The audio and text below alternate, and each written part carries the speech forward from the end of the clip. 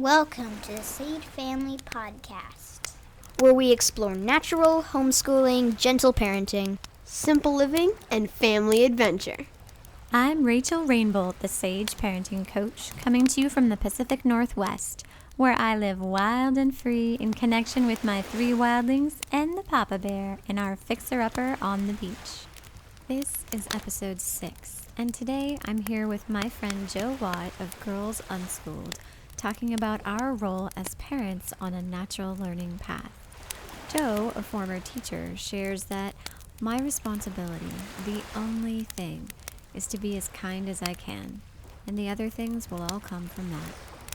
So join us around the campfire and let's get living the family life of our dreams.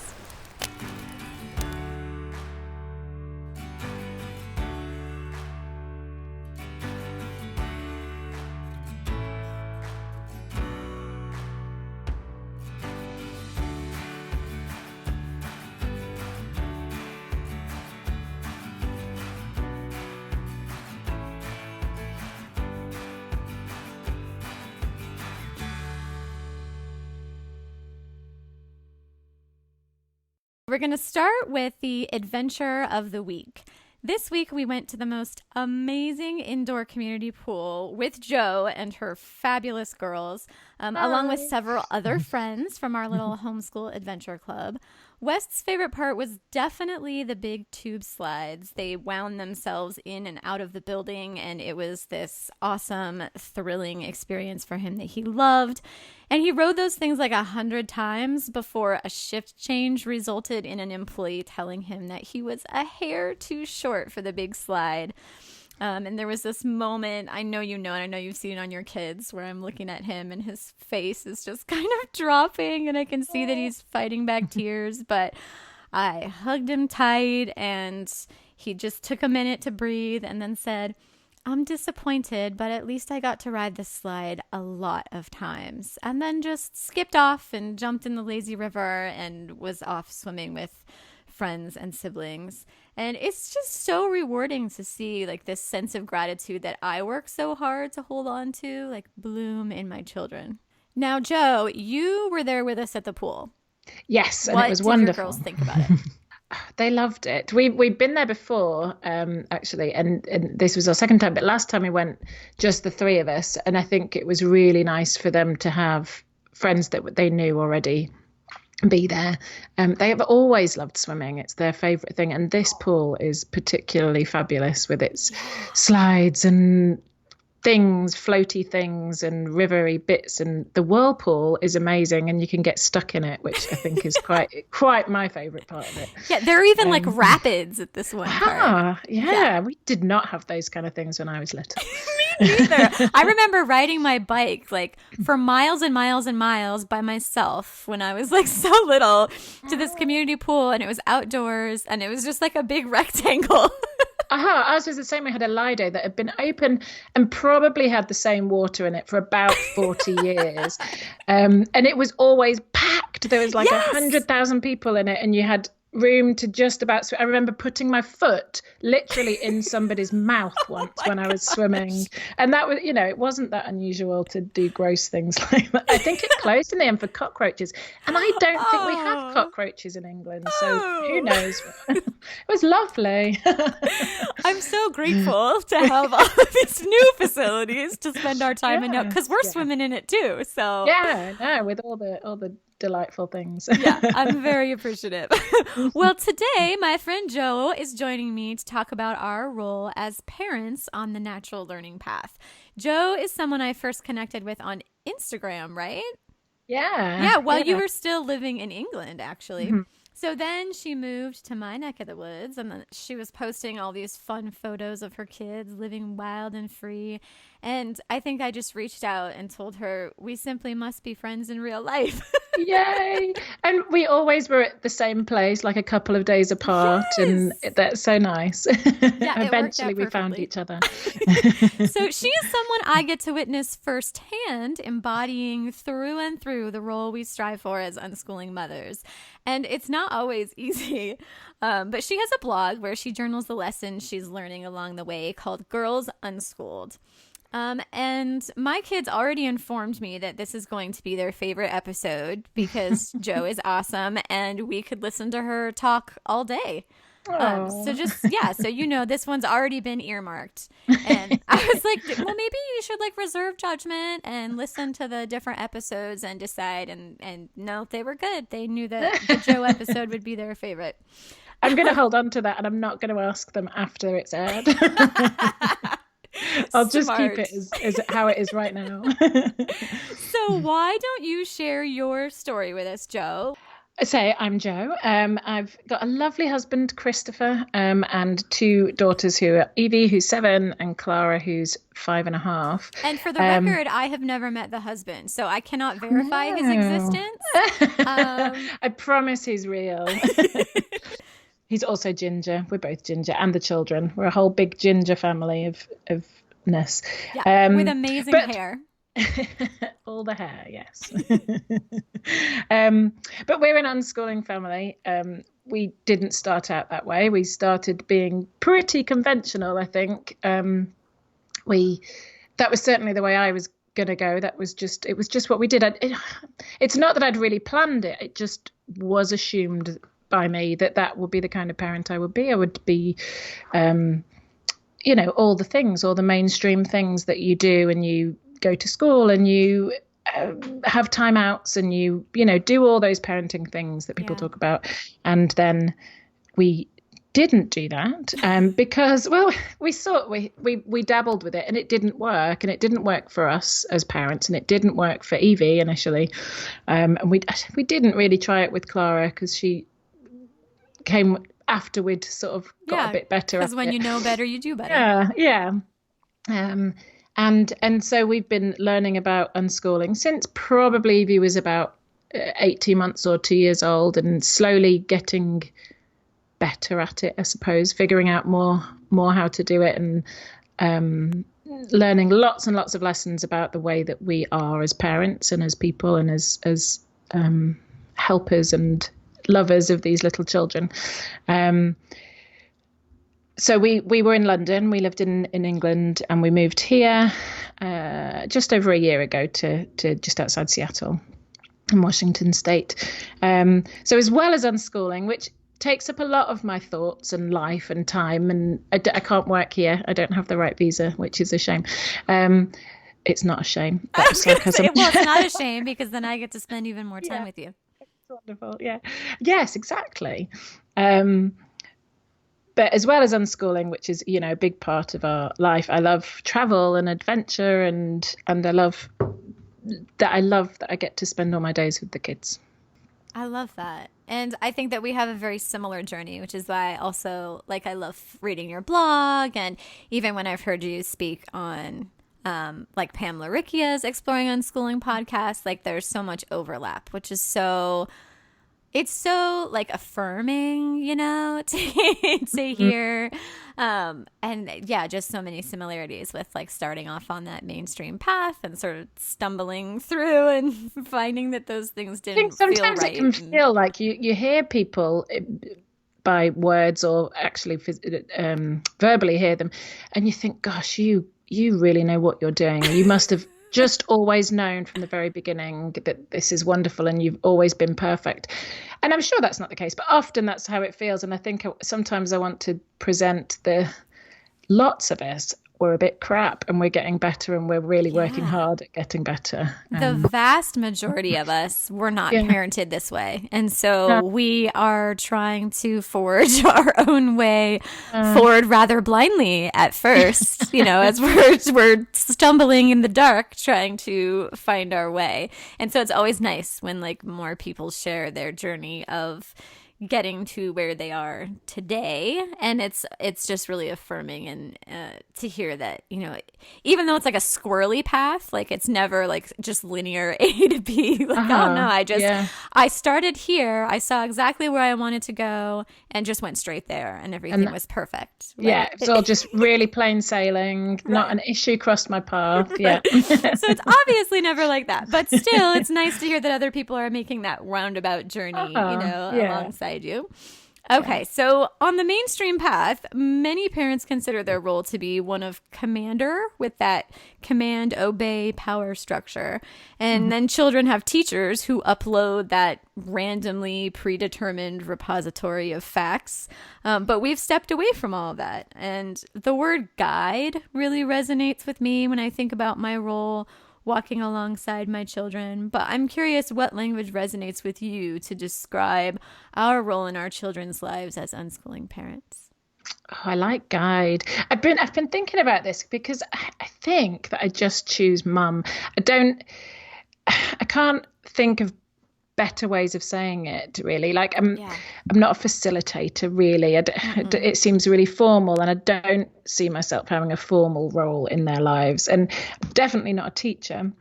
Probably closer to student than teacher. I love it. Yes. I do feel like I'm a friend, and not in a, my children are my best friends, which is lovely, but not in that way, just in a, these are people that I enjoy spending time with, and we love each other and we like each other, and we argue sometimes, and we play together in the the way that kids play together, and I try and do that too. And it's not very popular really to say that you're a friend to your children. Yeah. But I want to be, and that's my aim. That's what I want to be. But I think mainly I'm mum. I think that I'm just Jo. I'm just mum. Yeah. And I think that people who are coming over from that schooly mindset have this conception that that it's something additional. And I completely agree with you that it's not something extra. It's the same relationship and the same role that you had from the day that they were born. I mean, it's the same thing when they're very young, and you just get to continue that, I think, whereas people on like the traditional schooling path or even the mainstream parenting path around the age of 5, things really start to change and to shift. And I think that what I like to tell parents is that they don't have to. Like they can stay the same, and that's actually really healthy and has a lot of really great benefits. Yeah, I wish I'd have known you before. I think that I did the changing thing, but it was much earlier. It was maybe around 1.5, 2 because lots of times kids start. It's not preschool. It's like before preschool, but they start from sometimes 2, sometimes 3 in England, and it's weird if you don't start until much later. Some, if they're at school by 4 often, but if they're not in some kind of daycare type setting by 3, then you're neglecting them. Normal. Yeah. You are putting them off on a bad foot. And I sort of was hearing all of these things, and I had really high expectations, loving high expectations for the girls, but it didn't come up. It wasn't the right thing. I think I was too worried about what I should be doing rather than continuing to listen to Evie and to Clara and to my own nurturing your own intuition. And intuition, yeah. Yeah. So I did start to get stricter, and I did start to think, you should be doing this, and this is what, this is what's expected of me and of you, and yeah, like I say, it didn't work. Those things, Evie wasn't having any of it, and it ended up making we got less close then, and it didn't help that they were, they're 18 months apart, and things were just tricky, like having a baby and a toddler. It was just hard, and I was exhausted, and I couldn't step back and reflect as much as I needed to, probably. So, I mean, it wasn't horrible. We've never had a horrible time, but I was it mean wasn't sometimes. it wasn't a good fit, and everyone wasn't thriving in the same way that they are now. Exactly. I knew that we needed to not keep doing this. We needed to be close the way that we should be, and I didn't, and that meant that we had to stop doing things in that mainstream way. There had to be another way, because this wasn't working for us. Yeah, in my bio, I think I phrase it as that in the very early days with my firstborn, that I was drowning in a sea of everyone else's shoulds and should nots. Yeah. Yes. Yeah. It's exactly very that. similar. Yeah. Okay, Yeah. so And it wasn't it wasn't personal to me. Nobody was specifically saying, Joe, this is the way you should. It was a more general no, societal absolutely. thing. Yeah. I completely agree. And it's even like from individual people, it's like one straw, and then but the straw gets piled on like a television commercial of a baby sleeping in a nursery. There's like one straw, you know what I mean? And then it adds up. Yeah. Until it's so much weight that you can't hear your own voice anymore, and you can't see what your children are telling you as efficiently as they possibly can. So what do you see as your responsibilities under the parenting approach that we take? So I think I initially had thought that generally all parents, your responsibility is to raise these wonderful, well-rounded, responsible, kind, successful children into adults who will be everything you want them to be. And I mean, those are nice goals. And the hope is that this is what the outcome will be for all of us eventually. But I think my responsibility, the only thing, is to be as kind as I can and help them to find what they need and what they want. But anything else will come from that. All I need to do is be kind. And I don't mean, be kind and then sit back and watch. But the other things will all come from that. I'll listen to them and I'll hear them and I'll arrange things that need to be arranged. I actually asked Evie this evening what she thought my role should be, and she told me that I should be the butler, so I can just get her everything that she needs. I can totally hear her saying that. I like it. I'm happy to be her butler. And that is when they were teeny tiny. I think the role was breastfeeding and washing, and cuddles. That's really what it was. And then it sort of developed into mess clearer and toy provider.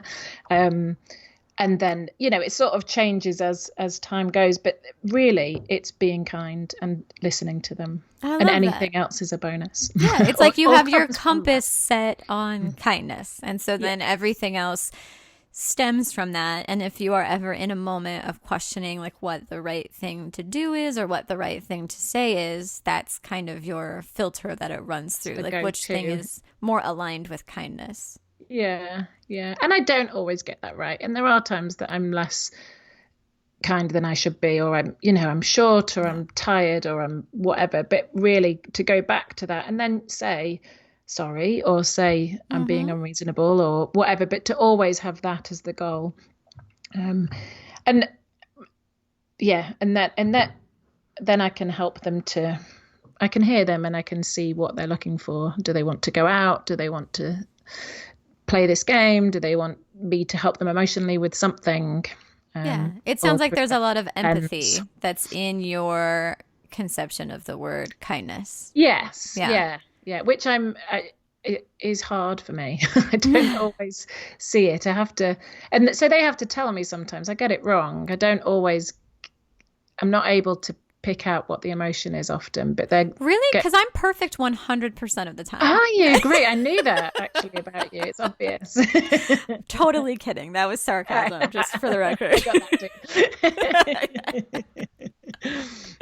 Yeah, I see our responsibilities as like meeting needs. So both the natural human needs that so many have lost sight of, and the individual needs that are unique to each of my children. And then like honoring our connection and providing a safe and stimulating environment and offering information and experiences. And just when I think about my role, I have a picture in my mind of being present beside my child on a walk while they talk with me and point to things that pique their interest and occasionally leap up into my arms. And it's less about like doing things to them and more about being with them. Being present. And collaboration is one of my favorite words. So they collaborate with me in writing their story, and then we collaborate together in writing our family's story. I think I see us as collaborators. I love that. Yeah. So how does our role evolve over time? They do change so much. And hey, Clara. I won the game. You won the game. That's so exciting. I got it into my goal. I won. That's awesome. Can you go with Daddy and I'll come out in a little bit? Thank you, sweetie. For the record, I'm totally leaving that in. I'm not. She's coming with a medal. It's pretty cool. She won. Big time. Naturally, they grow and they change, and their requirements change over the time. And sometimes it just happens really smoothly, and other times it's like a massive conscious breakthrough of change. Like every 6 months or so, they go through these massive like developmental leaps of all sorts of things.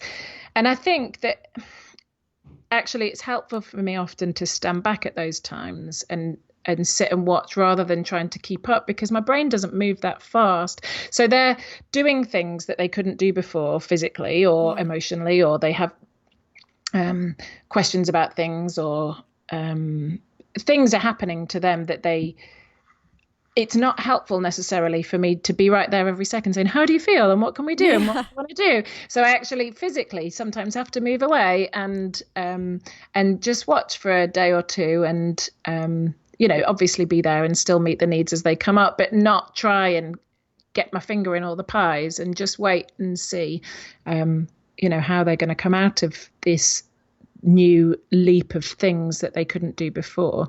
And it can be things like the other day, Clara made popcorn by herself, and I was upstairs and I came downstairs and she'd just made the popcorn. It was just in the bowl and she'd just done it in the microwave. And it's not a really hard thing, but there are some dangers with that. And I think maybe a couple of months ago, our microwave is high and she needed to get a chair to get there, and she needed to get the popcorn.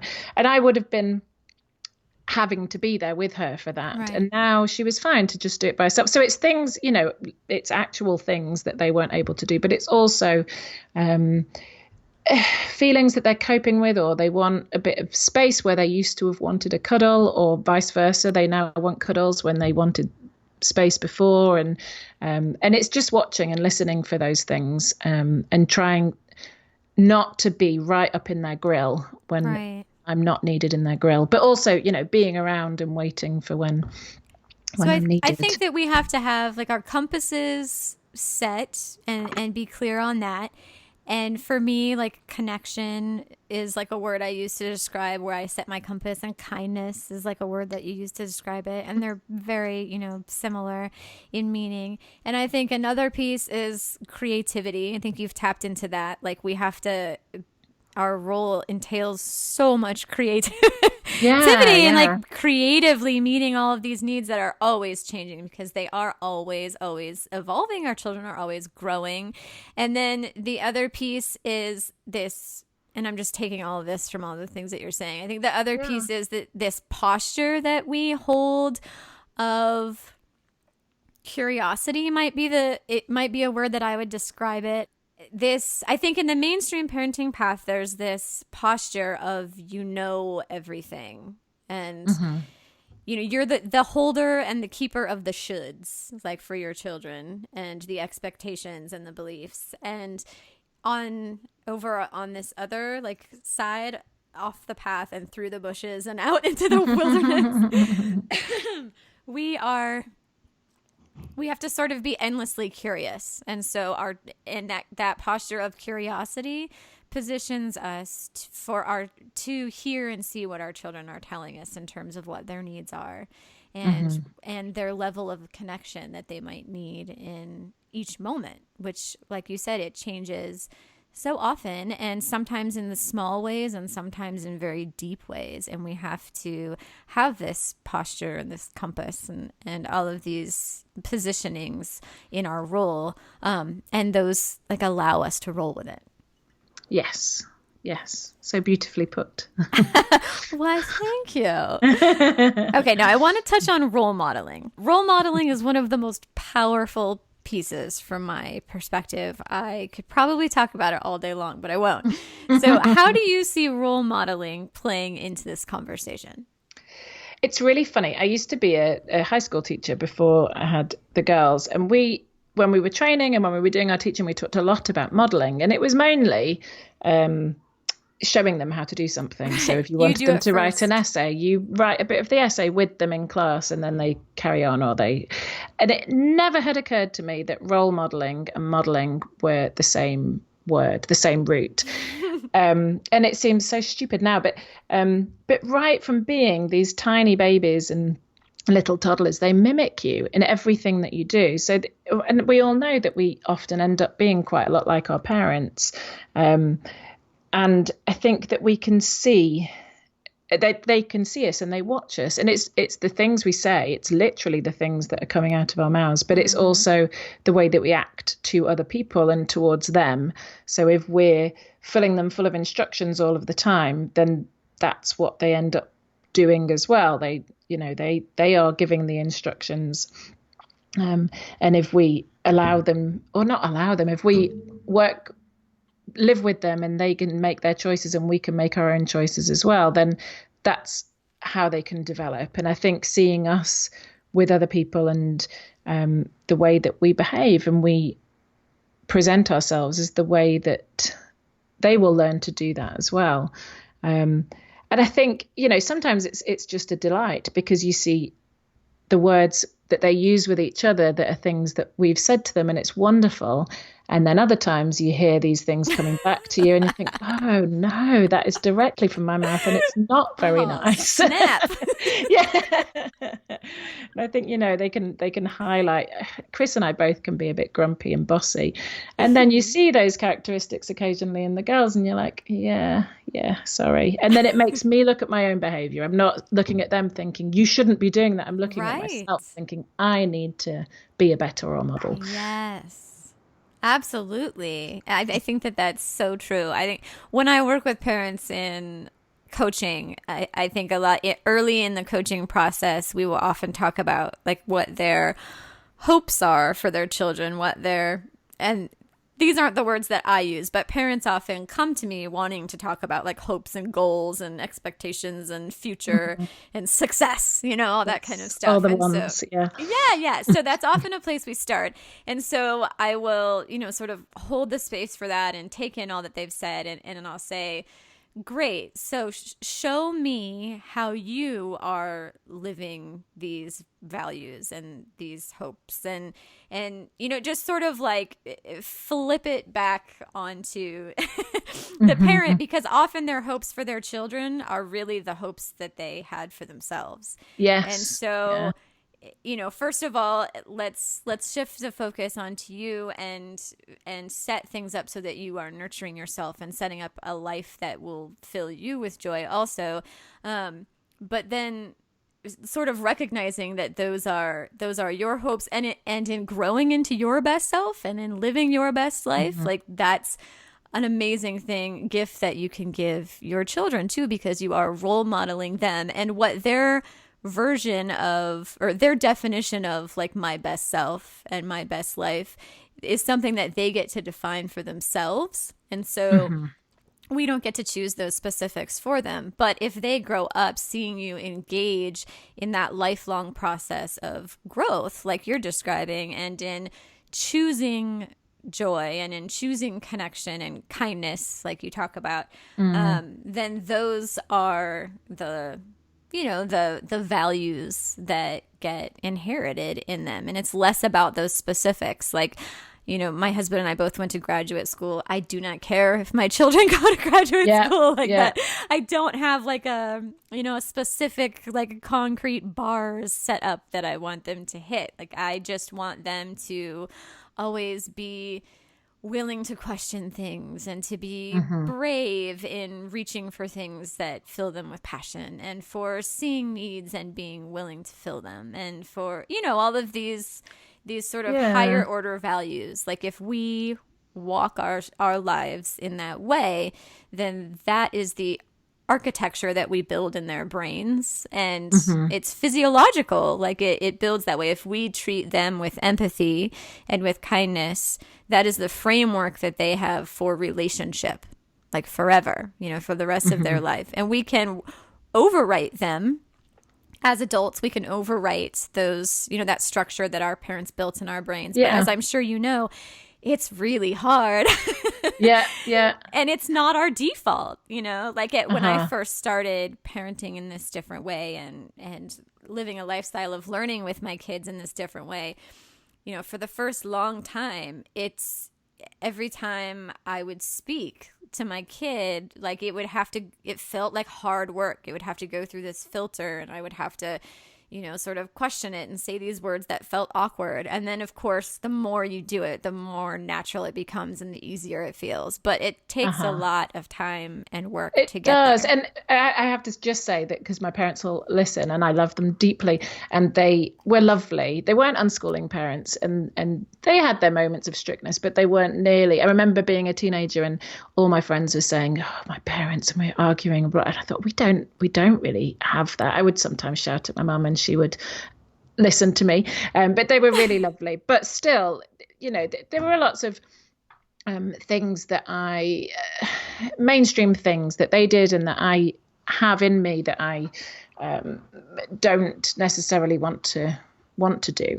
And I remember speaking to a friend early on in our unschooling thing, and she sent me a list of, instead of this word, and there's the tables you see on the unschooling groups, and I thought it does sound a bit affected for a bit until you sort of learn the words, and then you can change them to fit in with your I hear you, I hear the way that you're, I understand this, and it feels like you're playing a part for a little while until it is more useful, and you can do it in a less I hear you and I understand. Yeah, fake it till you make it. Yeah, exactly. Sometimes you have to just imitate the other people around you who you see that you have chosen that that you want to emulate. Yeah, like things that resonate with you. And then the more you do it, the more natural that it feels. And that's like other people, role modeling for you. Yes, because how else are we going to know it? I mean, we hadn't had children before, and I've been around kids a lot. I've got lots of family, and I babysat for years and years, but it's not the same. Of course it's not the same, and you don't have them all of the time. You have them for these little windows where it's very easy to be wonderful Auntie Jo for an hour. It's really difficult to be wonderful mummy for 24 hours constantly. Yes. And I think I know I grew up in the school system, and that was by far the biggest influencer. So even if you have parents who are wonderful, if I was in school, I mean, I left for school at 5:45, like when I was doing extracurricular activities, and I didn't get home until 11 o'clock at night. And in that system, of course, it's all this very skewed power dynamic. Yeah, it is. And maybe, I don't think it was you I was talking to. I was speaking to somebody about this recently, and how the whole thing of school is that they want you to quash your emotions. You mustn't have them. They're not to be there. They're not really to be talked about. We mustn't listen to them. You're okay. Everything's fine. Carry on as you were. Don't be different. And you spend your whole school career doing that constantly. And that's not good. We all know that it's not good to quash your emotions. It leads to all sorts of horrible things. Yeah. And that's what you do for your whole life until you choose to stop doing that. And that, and that's hard. It's hard to, I love the way that you speak about it, but to hold space for those emotions, that's really, for yourself and for the children as well. Yeah. That's difficult, but so necessary. Especially if those emotions feel scary and wrong and bad to us, because we were told, like you said, that these are, in the school setting, you need to be still and quiet. Anything that looks different or sounds different or calls attention or takes time or takes up space, because there isn't the space there. No one's holding the space for you as an individual. And so then as parents, when our kids are expressing their emotions, and sometimes strong emotions and strong preferences or a wild creativity, we can struggle with that because we feel all of that like reprimanding and shame, that we were taught, which is hard. Yeah, it is. It's really difficult. And but it's so pleasing, so satisfying, so rewarding. Rewarding. Yes. Yeah. When you can enjoy the fact that there's space for sadness, or there's space for disappointment, or any other emotion, they're all okay. Yeah. So what are the challenges that you sometimes experience in this role? So I think it's partly that. It's partly just being around each other a lot, and being emotional about things. And I don't think that's limited to unschooling, though. I think that's just, it's we're tired sometimes. and things are hard. I remember when Evie was tiny and I didn't get enough sleep, obviously, and I couldn't figure out. We wanted to go out, and I thought, do you need to wear a cardigan? I don't know. I just cannot make that decision. It's too hard. And there's 4 things you need. You need food, you need love, you need your nappy changed, or I can't remember the 4th one, something. And I couldn't figure out what it was. And that sort of carried on. I think understanding what the needs are and trying to meet them, but to meet them sometimes before it gets too hard. So we went to the ballet this week, which was really lovely. Swan Lake, right? Yes, we went to see Swan Lake. It was a kids-friendly version, so it was shorter than the full play, and it had little breaks where they showed the scenery, and it was wonderful. We had to get there quite early, and I was saying to the girls, we need to have some breakfast before we go, because I know you'll be hungry. And they had a bit, but not enough. They were starving. They were absolutely starving throughout the whole performance, and it made it very difficult for them to sit and concentrate on it. And I was umming and ahhing whether we should go, but I thought, well, they were excited to come, and I think it's only an hour, so if we can just last this. And there were bits that they were enjoying. We did stay, and afterwards we went to have pizza, and they loved it. After when we first came with that, like, they were ambivalent about it, and then it got better when they'd had some food. But it's meeting those needs before everything's too much, especially the big ones, the love and hunger and toileting needs that have always been around, and that's harder than I think that it should be sometimes. I think these are really basic things that I should be able to get right, and still I struggle with that sometimes. We sometimes refer to that as the mental load, and it really is this extra. It's an invisible, like, juggling act. The fact that it's invisible, I think, makes it a lot harder, even because people look at, like, if someone were to walk up to me as I was just walking through a park with my kids, they might be, and sometimes they will even say, like, oh, you have it so, your life looks like a cakewalk. Yeah. Isn't it dreamy for you the whole time? Yeah. And my life is dreamy, like, because I've made very intentional choices to create this life. However, there is a whole lot going on in my mind, even just walking through a park, that you can't see. I'm thinking, like, of, like, did I invite that last person that I still needed to send the invite to the tour we're doing tomorrow? Do Sky's shoes still fit? Oh, what did we need? Did I wash that jacket that we need for that trip tomorrow? Like, there's so many things. And so then sometimes, someone will ask me something that seems so benign, like, what color straw, mommy? And I'm like, paralyzed. I can't choose. I've got nothing. Okay, I'm so glad that's not just me. Well, one of the challenges that I've seen is that being in respectful collaboration with another human being requires more energy up front. And it's an investment, though, right? I mean, just barking no or snatching something away seems easier. And in that moment, it may take up less time or energy. But in the end, you end up expending so much less energy in the long run when you invest on the front end. So when your children see you as an ally and you have this secure trust between the two of you, it ends up, all that negative energy is so much less, and they also feel whole and learn how to make their own choices. So there's this secure independence at their core that makes life so much easier. So even though it might seem like, oh, this style of parenting or this natural learning lifestyle requires so much, because, you know, they might see me sitting on the ground talking out with my child how sad they are that this bug was squished, you know, like, well, I just watched you sit there for 10 minutes and talk about this bug.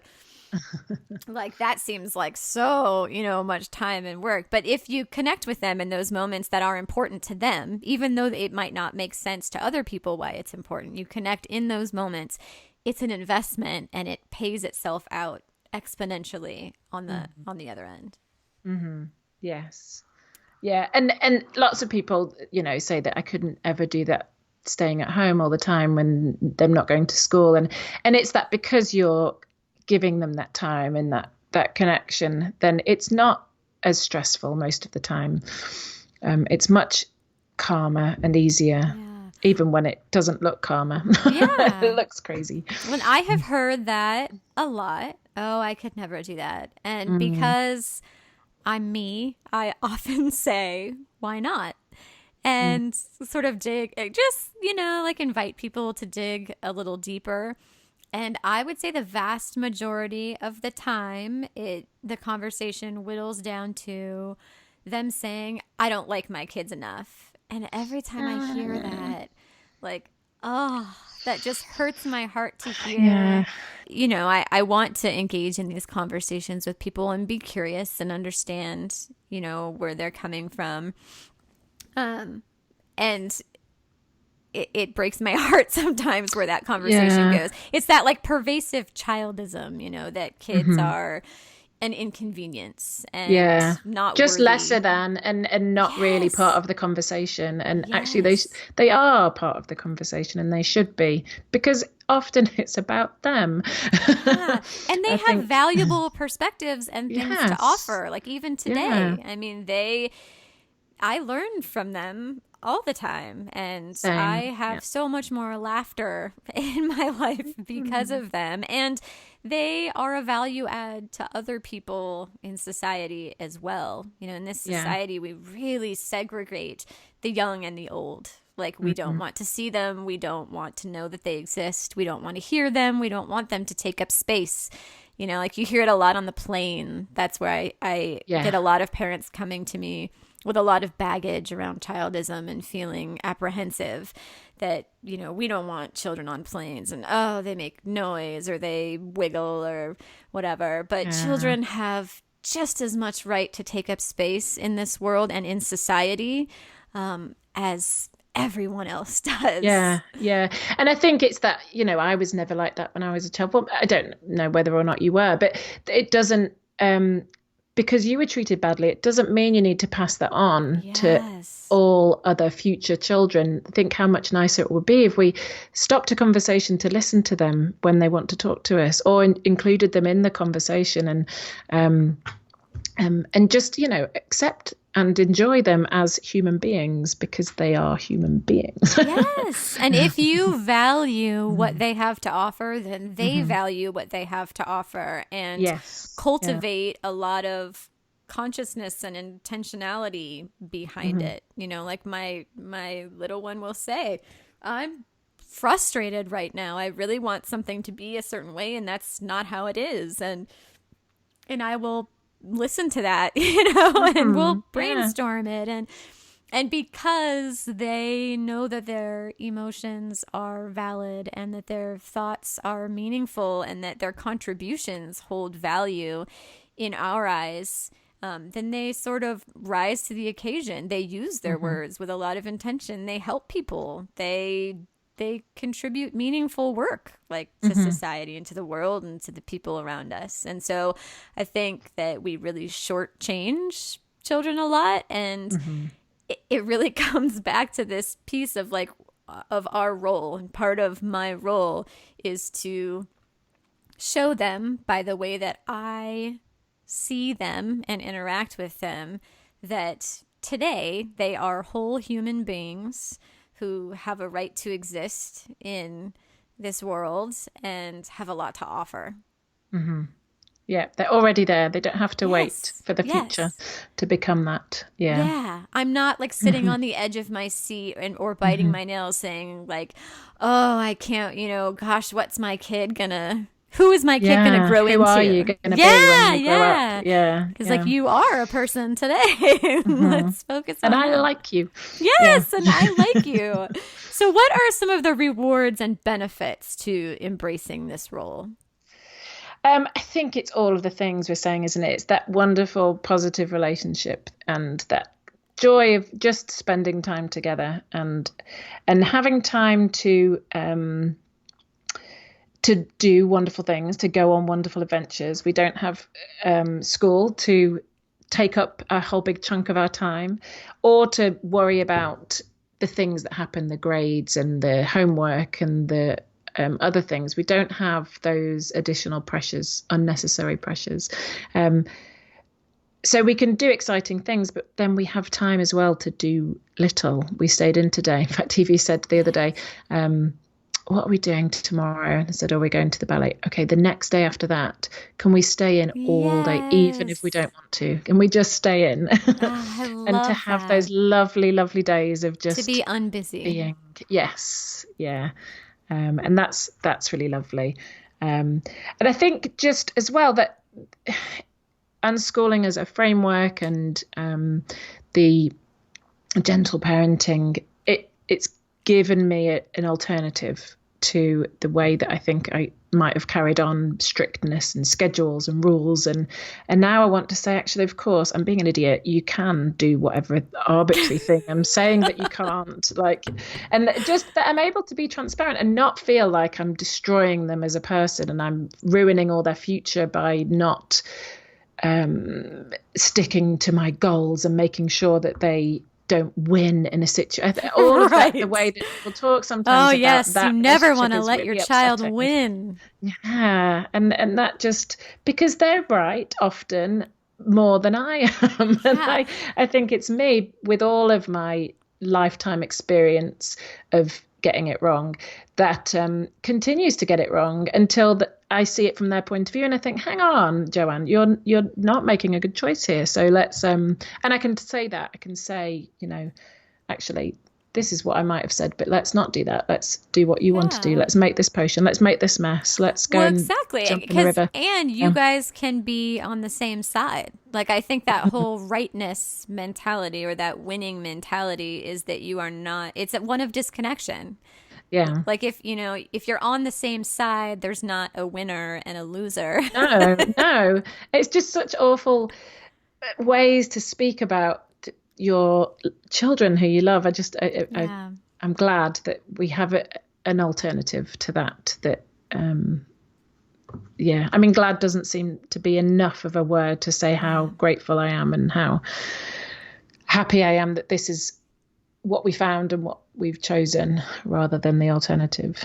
Yeah, I think like the biggest benefit from my perspective is that we get to hold the space for our values and priorities, which are things like connection and honoring the strength-based uniqueness of each member of our family and unbusyness and whatever those like priorities or values are. I think when you have a role, when you have this dynamic with your children, you get to hold the space for that. Like I don't have to be like a warden or a chauffeur or that's not the dynamic that we have. That's not the role that I play. It's one that's so much more fulfilling and it's one that's so much more rewarding and one that my kids enjoy so much more. Like that ballet that was from my group, and we, even though I would love to take the kids to see that, we opted not to go because it was early for us. Yeah. So we get to sleep, that needs sleep. Like, so we can like the freedom, to choose what, like, and to collaborate in those choices. Like you said, you talked it out like with your girls and they wanted to go. Like that's something that is easy to take for granted because the vast majority of children don't have that authority over their own lives, and most families don't have that freedom. Yeah, and that's something to be grateful for, to not take lightly. I think these are good things. Yeah. Okay, so let's move into our Q&A. So I posted in my Sage Parenting Tribe on Facebook that we were going to chat about our role, and asked, what is your role as a mother on this natural parenting and learning path? And do you have any questions about that? And one of the questions I got was, what do I do or say when other parents are looking at me to play a role I choose not to play? For example, watching and smiling as my kid runs up the slide with judgmental quips from the other parents that say, good boys and girls only go down the slides. Such a good example. Conspicuous parenting is really hard. I think it's that doing things that you think you should in those circles. I think I'm mostly over the worst of it now. We've had all sorts of times where I've been really conscious of the way that I'm acting and the way that the children are behaving, and things from being tiny and feeling like I'm being totally watched and judged by all angles. And I started to stop thinking about it, trying to think, the children are the ones that I'm going to be with afterwards. They're the ones who know me. They're the ones who I'm going to spend the rest of my life with, and they're the ones that matter. These parents at the park who might say, oh God, that bloody woman, they'll have forgotten about it in 5 minutes. They might go home and complain to their partner, about this silly person at the park, but that, then it's over. It really doesn't matter. And it's easy to say when your face is red and there's something going on and you think you ought to be stopping it. You should, as you say, the shoulds, and you think, well, no, that's not the way that we are going to do things. And I've made this is the way that our family works, and the way that our children live, and the way that we want that to. I call that speaking to the judgment. That's something that sometimes I help parents with, and I tell people like you actually have to speak to those thoughts. If you are perceiving judgment from someone, someone makes that comment at the slide, you can't. You may ignore it in the sense that you don't necessarily have to respond to that person at the park. You can totally not respond to them. But I do recommend speaking to it in your own mind, like you just said. Like, oh, we choose to honor our kids, movement and freedom of movement, and we embrace creativity, and that's the path that we choose. And not necessarily to that other person, but just to yourself. Yeah, inside. Yeah, so that it doesn't get heavier and start to weigh on you. Yeah. I think another really good way is to, if you can, if it's at all possible, is to spend more time with other people who parent in the way that you do, because then you've seen that others do it. You have that in your mind, even if you're with the most, schooly of mainstream parents whose children always ask to do everything and follow every single instruction ever when written. An adult is looking. Yeah, exactly. Yes, when they are supposed to. Yeah, when they can't get away with not. And so I think that one of the first unschooling places we found was a forest school when the girls were quite little, and it was amazing. I felt like I'd found my people. They were. It was so lovely. Not everybody went on to unschool, but there were lots of gentle parents there, and there was kids cutting. There were kids cutting with knives and like vegetables for the stew, and there was fire, and there was also lots of big high things that they could fall off of, and it was just so wonderful to see these people talk and play with their children, and not stand in a corner and talk about them. Or that there was that as well, when we helped each other out and stuff when we needed advice and support. And actually the girls went in and out of liking it. I think they didn't want to wear the waterproof clothing, and they then got really wet and cold and wanted to go home. So we didn't go all of the time, but it was but we met lots of lovely people who we continued to be friends with. But it was seeing other people who parented the way that I wanted to, because we weren't quite there yet. And then it gave me some of these tools, and it gave me some of these ways. So whilst I don't really ask for advice particularly, it's just too confrontational, I think, to receive specific advice. But I get my advice. I get my things that I want to know by watching these other parents with their kids, by the Right. modeling, by That seeing modeling, people, yeah. yes, who I think, gosh, this is wonderful. This is what I wanted. This is what I want to do. And it's still a work in progress. Like everything is,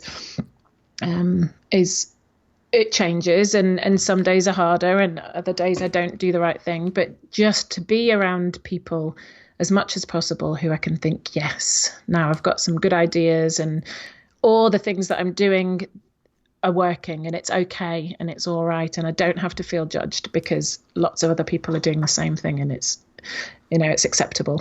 Yes, connecting with your people can be tremendously empowering and can give you a lot of confidence and can sort of paint in some of the holes on your canvas, if that makes sense. Yes. Like maybe I haven't experienced something yet with one of my kids, but a family who is, they're my people and I'm connected with them and I watch them go through something and just seeing how they handle it. And like you said, like all of that modeling is confidence building and helps with that creativity to see how other people take the same values, that same role, that we embrace, and and it might look a little different depending on their culture or what their family looks like and what their personalities are like, and that really helps with that creativity piece too. Yeah, for sure, and get all sorts of wonderful ideas and things that I hadn't even thought about that I think I can improve on that part of my parenting. And then it helps if you go back to the normal places, the places where the public are, and they judge you, and you think, I care not for your judging. I'm totally happy to be that crazy person, and I know that this is the right thing for us. Yeah, and I give no fucks. Exactly. Yeah, I think if I have found that simply if you live in your truth and walk in your light, if I am being the absolute best beacon of light I can be and just potentially planting seeds in the minds of others when I am happy and confident. So now, a day in the life. I would love for you to describe your favorite day this week and share with us why you loved it. It's too hard. I think it's mean of you to ask this question, actually. It's been a really lovely week. It's been, we went swimming with you, which I asked the girls and they said that was their favourite day, was the swimming day. But every day has been wonderful. But they loved that. They loved the everything about it. I think my favourite part, well, three. One of them was just this morning when Clara just ran up to me and just gave me a massive hug and told me that she loved me for no reason at all. And I love those ones. I love those bits. Yes. And actually another one was this evening, and it wasn't a happy thing. We went for a dog walk and Evie had a hot chocolate in a Starbucks cup and she spilt it and she was really upset. And it was gone. The chocolate was pouring down the street and I had to take the dog away. Yeah, it was the worst thing. And we carried on, and she was sad and she went and hid in the bushes for a little bit. And then I said, well, I'm just here, and whenever you're ready to come out, then I'll be here. And beautiful. And it was just so nice. And I said, I've got to get back for this interview. So if you want to, should we just walk quietly together and we'll just take the dog around and I won't talk to you. And we just carried on. And then after a little bit, she said, you can talk to me if you like. I might not answer. And and then she just started talking, and then we had a little bit of a race, and then we just, she slowly perked up. But I was just so pleased that we have this space where it's okay to feel really annoyed and upset that you've dropped your delicious hot chocolate and you only got to have one sip, and that it was all right to feel all of those things, and there wasn't a need to rush into feeling better about it and let's fix it. Yes, that's beautiful. And I love those moments too. It's so funny how sometimes the moments that are the messiest are the times when you most feel like I'm doing it right. Yeah. Thank goodness that this is, that we are. And it's really lovely. And you can see in their faces how it's exactly what they need. Yes. I'm really, it's lovely to see. And then, and that she wasn't sad forever, and she's okay. And she had some more hot chocolate when she got back, and it was, everything was fine in the end. But Yes. it was all right to just feel really annoyed and upset. And that was an okay thing to do. We have time. Yes. Now I'm going to invite you to dive deeper. Many of us were not raised in this dynamic, and while this is an intuitive path, we are learning all this fresh, and I know I certainly appreciate all the inspiration and information I can drink in. When I asked Jo what her favorite resources were for families to learn more about our role as unschooling mothers, she actually emphasized building that community or getting in connection with other families who are walking this same path. And I love that. That was so formative for me as well. So I wanted to give you a place to start. Instagram and Facebook were her two biggest recommendations. So I'm going to recommend that you follow Jo Watt on Instagram. I believe her handle is @GirlsUnschooled, and you can follow me on Instagram @SageParenting. Another really good way to get connected with people of the similar mindset is to follow hashtags, which Instagram now allows you to do. You can actually follow the hashtag unschooling, and then you can connect with people whose pictures and stories come up. Mm-hmm. And then go on Instagram and find them in real life and make them be your friends. And make them be your friends. And that's the way. That is the way. Follow our role modeling, people.